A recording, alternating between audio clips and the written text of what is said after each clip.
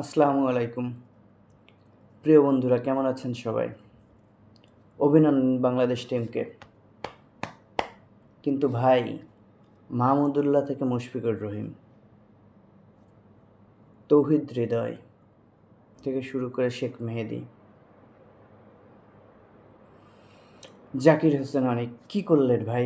তোমরা তো সেই পুরানো স্মৃতি ফিরাই নিয়ে আসতেছিলে।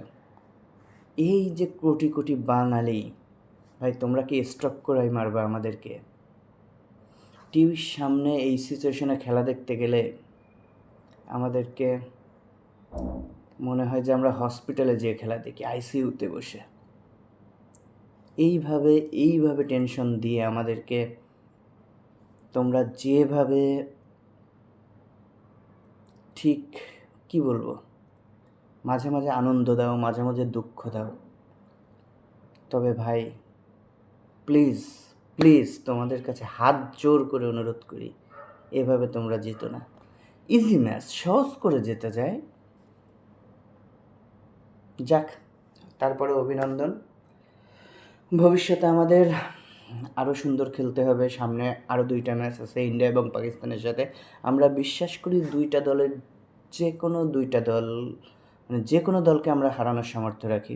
বিশেষ করে পাকিস্তানকে তো রাখি, আর ইন্ডিয়াকে হারাতে পারলে তো কোনো কথাই নেই। যদিও ইন্ডিয়া এখন ওয়ার্ল্ডের বেস্ট টিম বলতেই হবে, আমাদের থেকে তাদের শক্তি পার্থক্য অনেক বেশি, সত্যকে স্বীকার করতে হবে।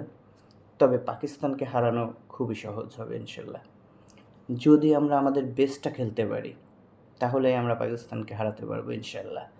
এবং সেই সাথে আল্লাহর রহমত যদি হয় ইন্ডিয়াকে হারাতে পারি, তাহলে তো কোনো কথাই নাই। তবে ব্যক্তিগতভাবে দলকে হারাতে পারলে আমরা খুশি হব।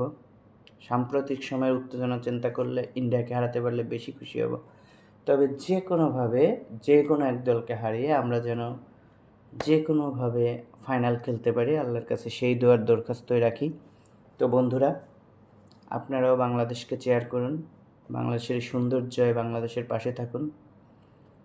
আমাদের দামাল ছেলেরা বাংলার টাইগার বলতে হয়, আমাদেরকে একটা সুন্দর জয় উপহার দিয়েছে, সুতরাং তাদেরকে অন্তরস্থল থেকে ধন্যবাদ।